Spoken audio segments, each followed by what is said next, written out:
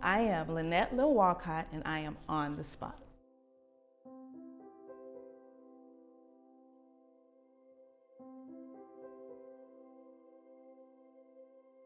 I was the oldest of 7 children. I was always taking care of the younger children. I would say I lived your average childhood life, always playing around. We lived in a small community in Lemoore. We were raised in the church, so everything that we did was surrounded by the church.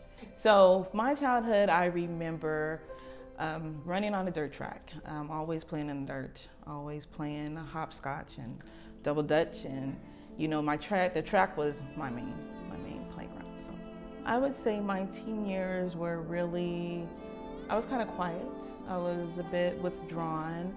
My younger adolescent years, that's when I was kind of, touched by incest. And so it really changed my teenage years. I would say living that out was, it was hard. It was very difficult because, like you said, you couldn't say anything. It was, and with us, it was like some people knew, but you couldn't divulge the information to everybody else. So it just made me very quiet. I couldn't really even interact with the other teenagers because I had this, going on in my life. I couldn't really interact with my brothers and sisters because it was, it was confusing. You know what I mean? It was confusing. Why am I falling in, a relationship like this, and everybody else just kind of seems to be living, happy-go-lucky life. It was definitely a secret. Definitely a secret. Definitely a secret, not in a way that you thought, if I tell it's a bad thing, but for me it was more of a secret that I didn't want to hurt, I didn't want anybody else to hurt, I didn't want to destroy my family, or I didn't want mom to hurt, or, it was that for me was the heaviest part of it. So I just stayed quiet. Yep. I didn't understand it. I had many questions for God. Many questions for God. Is God even real? We sing to this, and we hear about this unconditional, loving God, but yet I'm challenged in this way. So I didn't understand it, and I didn't understand how, things are going on, but yet we can hallelujah every day. So it was very, very confusing time for me. I didn't know which way to turn. Do I get on my knees, or do I, just totally clam up and just be bitter and angry at the whole world? So once we moved to Washington, that's when I got pregnant again. And that child I did lose. I was still dealing with, what I had went through before. The incest. It was still kind of, people knew, but from the people that knew, it was still kind of hush hush, And so the move to me was like, okay, well, let's get away from everything getting completely blown out. So, now we're gonna move, and so still coming here, we really hadn't dealt with it. And for me, I would say that made me shut down. And if anything would approach me in a, sexual manner, or I could completely disassociate, and kind of protect myself in that way. I didn't want the confrontation of a fight or a struggle or anything like that. So it was a total disassociation. And that is how that pregnancy came about, was approached by a guy in the locker room. The incident came about with him. And I remember walking back into the gym. Yeah, the gym is where we had lunch, and walking in there right afterwards, and he's just sitting at a table with a group of guys and everything, and it was clear to me that everybody knew. So I just left. I remember just leaving school that day. To me it was okay, here's another, incident, and completely shut down. I didn't even let my parents know what had happened. However, I didn't know that I was pregnant from the incident. Yeah, I just, like I said, was still running, still doing school and everything. And so I didn't know that I was pregnant in this time frame. I can remember probably a couple of days before I got sick. And I remember telling my mom that I didn't want to go to school because I wasn't feeling well. And she was like, well, you gotta go to school. I didn't really miss much school. And I remember going in the room and taking a nap. I took some Tylenol or something and laid down to take a nap. And I remember getting up, feeling like I needed to throw up, and going into the restroom, because of that. And for me, the next thing I remember after that was, just waking up in a pool of blood, with a baby next to me. And I can't say that I remember the details, of all that, but, I do remember picking the baby up. I do remember that, and sitting on the bed. But I know that I was just in a total shock, because it's like, what is this? What is this that I'm holding? And I'm, covered in blood, and there's blood everywhere. And I remember passing out on the bed. And yeah, that's what I remember from that evening. And then from there, I remember being in a hospital and waking up in the hospital and a doctor telling me, "You just given birth, you just had a baby." And I remember I fought that to no end. There's no way I could have had a baby. What are you guys talking about? And, going into another shock from there. And then from that moment, what I thought was crazy in my life, things just got even more crazier, with media getting involved and everything, newspapers. And even there, I remember the main thing was I just felt, for me, I took on the pain and hurt of my family. And I think that that's one thing that kind of, kept repeating itself for me, is that I just would take everything on, that, oh no, I've caused this pain in my family again. I've caused my family's hurting.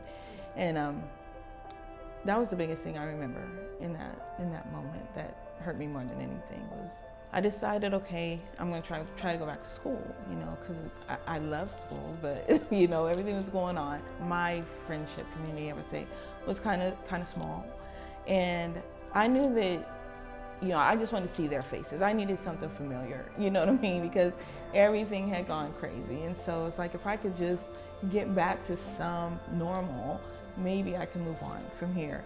And I remember walking into school and looking at, my small group of friends, and but I can tell by the looks in their faces, they were like, I hope she doesn't walk over here. You know what I mean? Wow. I hope she doesn't really walk over here, because we don't know what to say to her. We don't know if we should embrace her. We don't know what to do with that. And, but it was very loud. I felt it. And so, and I remember, my feeling was, I'll never come back to this place again, and life will never be the same. And so I remember turning around and just walking out of school, and I left, and I never returned. Yeah. And I got married at 17. Yes. So yeah, I got married at 17, and I would say I was just looking for some kind of hope, looking for some kind of love, looking for some kind of way to, just feel normal. And I know that, with the incident with the baby, it brought out so much, and there was such a disconnect now with my family. I had to go stay somewhere else and, away from my family. And that brought about kind of a hopelessness, which led to the marriage. And the marriage itself was not good. It was a very abusive relationship, physically, mentally.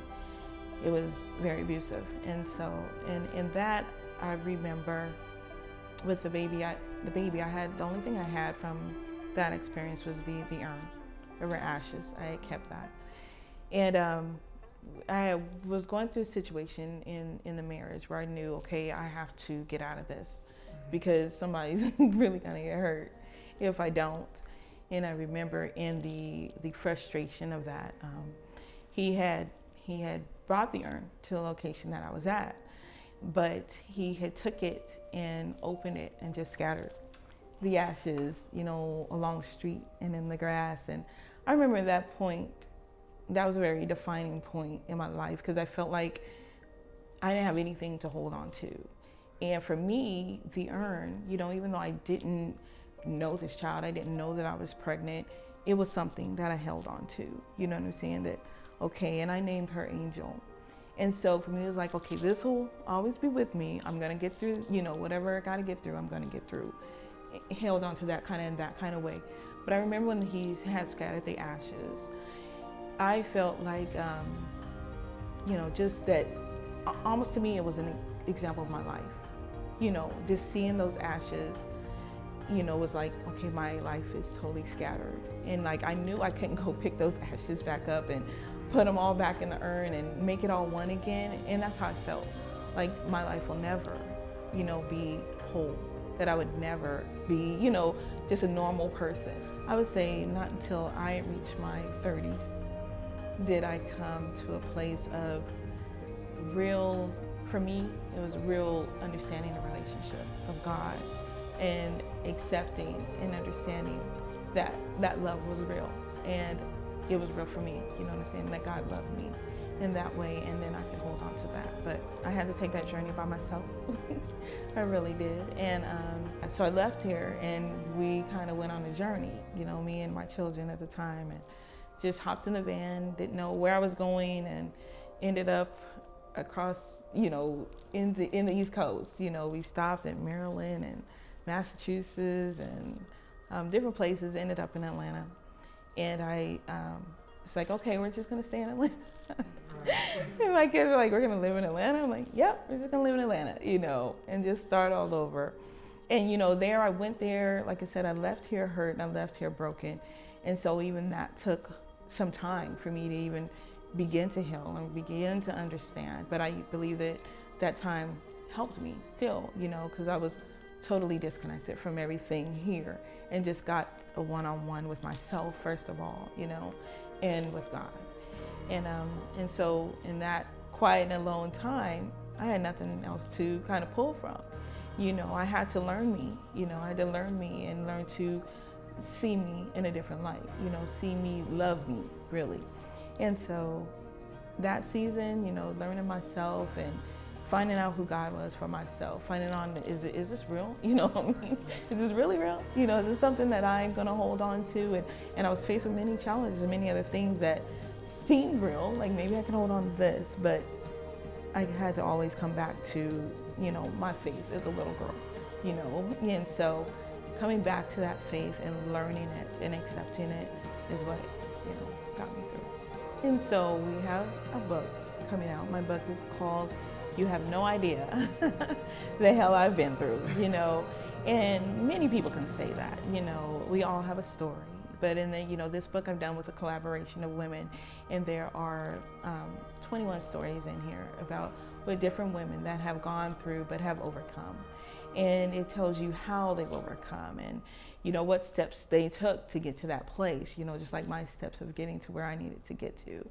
And so it's just really an encouraging book, because I wish I had had something like this when I was going through what I was going through, because a lot of times we're quiet, and a lot of years I was very quiet. And, I didn't want to tell. I felt like it was shameful. I felt like in telling, I'm going to hurt somebody, But in our telling, we are really freeing other people. You don't want people to be quiet, because everybody's going through something. And so that's my book. We're doing it. It'll be launching in January.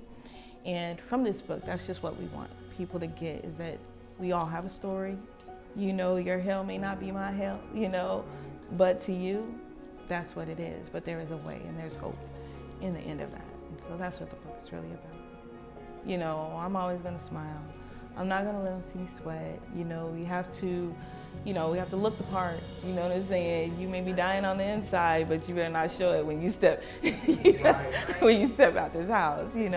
And so that's been a big mask for me, I would say. And it's not one that just goes away. You know what I'm saying? Even when you grow and when it's still for me, I gotta check myself daily.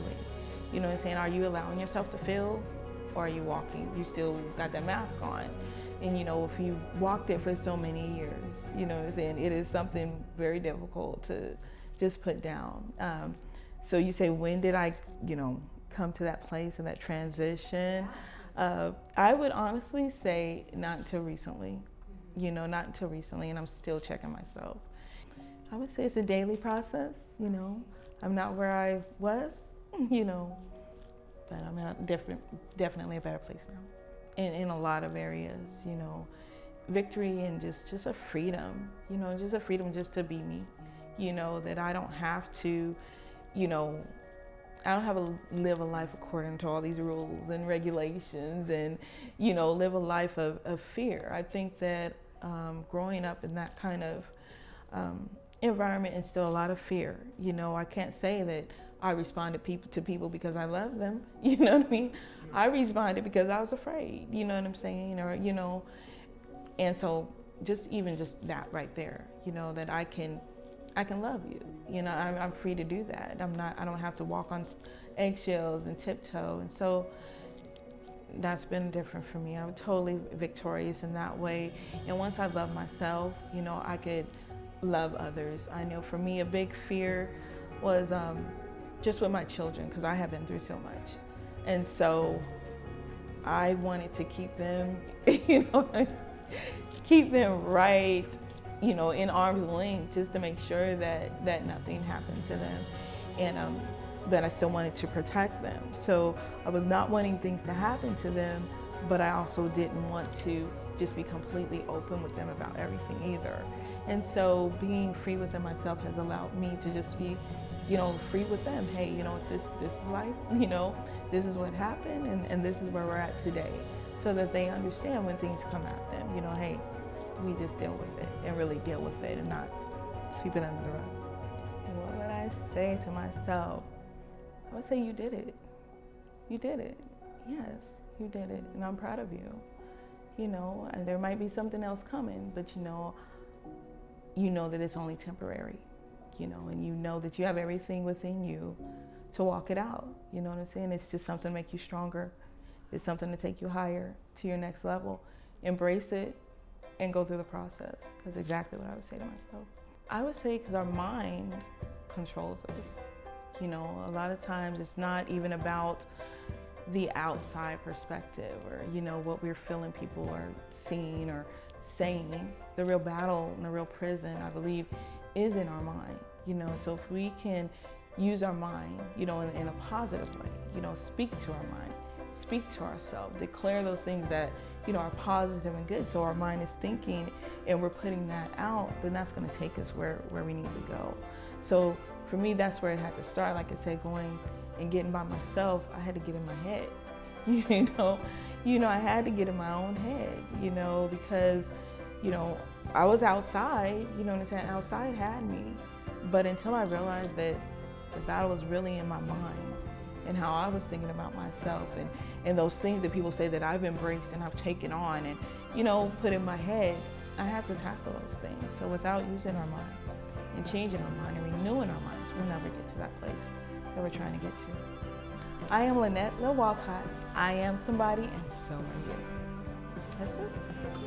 Yeah.